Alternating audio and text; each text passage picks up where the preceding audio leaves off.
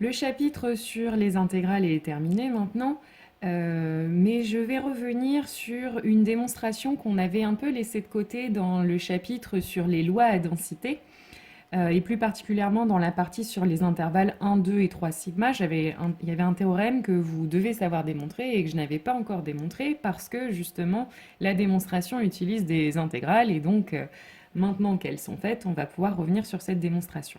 Donc le théorème qu'on avait énoncé et qu'il va falloir démontrer, c'est celui-ci. Donc si x est une variable aléatoire suivant la loi normale centrée réduite, alors pour tout réel alpha de l'intervalle 0,1, il existe un unique réel positif u alpha tel que la probabilité que x soit compris entre moins u alpha et u alpha est égale à 1 moins alpha. Donc c'est cette partie du théorème qu'il va falloir qu'on démontre. Alors, cette partie-là, il existe un unique réel positif U alpha tel que, ça fait vraiment fortement penser au théorème des valeurs intermédiaires, l'existence de l'unique solution à une équation. Donc, c'est ça qu'on va utiliser. Alors, pour quelle fonction? Donc, on va définir la fonction pour U appartenant à l'intervalle 0 plus l'infini. On va définir la fonction h telle que h de u est égal à la probabilité que grand X soit compris entre moins u et u.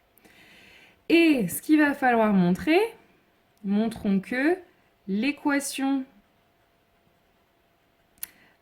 h de u égale 1 moins alpha admet une unique solution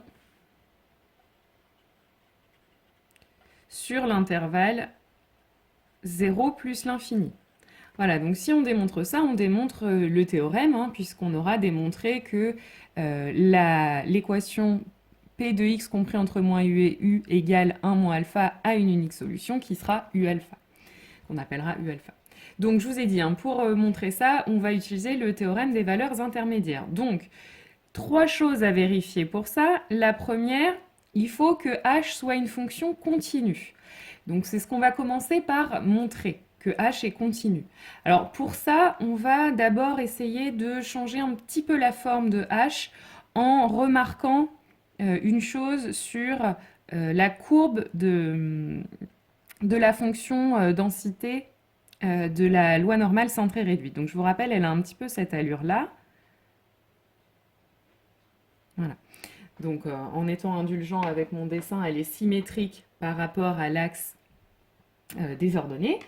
Et donc, la probabilité que ux soit compris entre moins u et u, si je la représente, donc cette probabilité-là, si je la représente sur le dessin, je vous rappelle, en fait, ça correspond à l'aire qui est sous la courbe entre moins u et u. Donc, cette aire-là que je hachure en rouge. Et si comme je vous le dis, la fonction densité de la loi normale centrée réduite est symétrique par rapport à l'axe des ordonnées, ça veut dire que l'aire que j'ai hachurée en rouge, en fait, c'est le double de l'aire que je hachure ici en vert. C'est-à-dire l'aire comprise entre 0 et u, c'est-à-dire la probabilité que grand X soit compris entre 0 et u. Donc, finalement, ce qu'on peut dire, c'est par symétrie de la fonction densité de la loi normale centrée réduite, eh bien, je vais avoir h de u qui est égal à 2 fois la probabilité que x soit compris entre 0 et u. Ce qu'on peut encore réécrire, 2 fois, je vous rappelle, probabilité quand on a une loi à densité, c'est une intégrale, donc de 0 à u, et la fonction densité de la loi normale, c'est 1 sur racine de 2pi exponentielle de moins x au carré sur 2 dx. c'est-à-dire c'est égal donc à une intégrale dont on avait vu dans le début du chapitre sur les intégrales que si on la dérive, on retrouve la fonction qui est ici. En d'autres termes, h de u est une primitive de 2 fois cette fonction. Donc,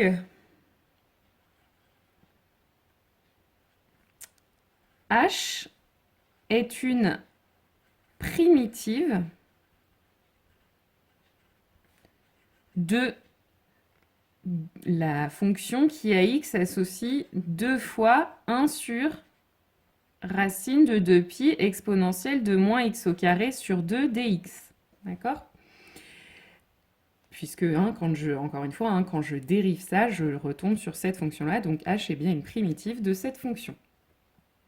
Donc sur R+, sur 0 plus l'infini.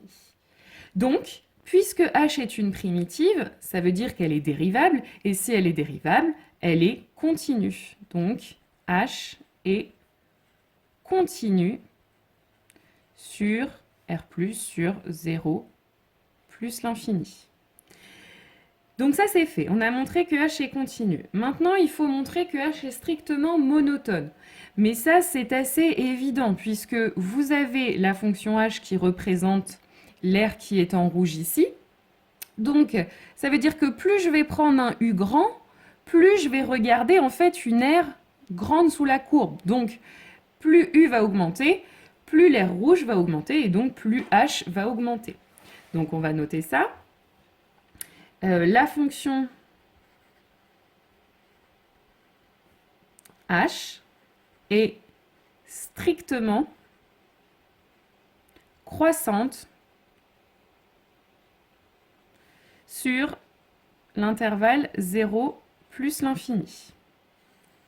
On a la deuxième chose pour ce théorème des valeurs intermédiaires. Et enfin, dernière chose, on veut montrer que l'équation h de u égale 1 moins alpha admet une unique solution. Donc il va falloir montrer que ce 1 moins alpha, il est compris entre l'image de 0 par la fonction u et puis l'image de plus l'infini, c'est-à-dire la limite en plus l'infini de h. Donc on va maintenant les calculer.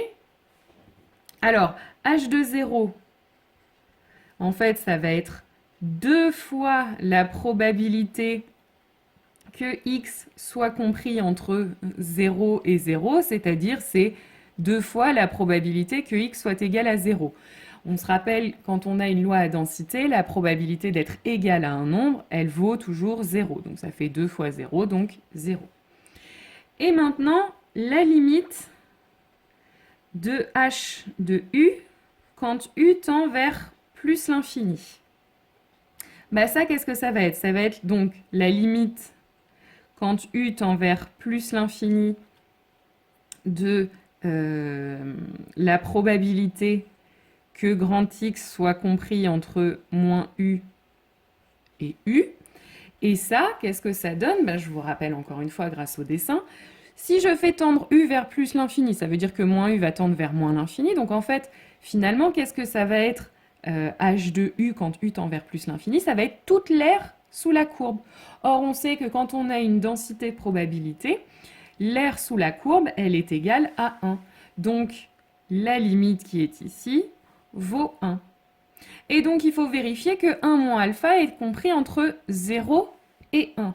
Mais je vous rappelle que alpha, il est compris entre 0 et 1. Donc, 1 moins alpha, c'est la même chose, lui aussi. Il appartient à l'intervalle 0, 1. C'est-à-dire que 1 moins alpha va appartenir à l'intervalle 0, en fait, c'est h de 0. Et 1, ça va être la limite de h de u quand u tend vers plus l'infini. Donc on a bien la dernière condition pour appliquer le théorème des valeurs intermédiaires. Donc, d'après le théorème des valeurs intermédiaires. Il existe un unique réel positif, un unique réel qui appartient à l'intervalle 0 plus l'infini, qu'on appellera U alpha, tel que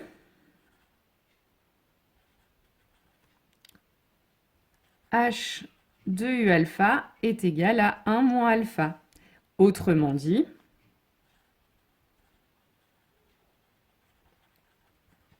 tel que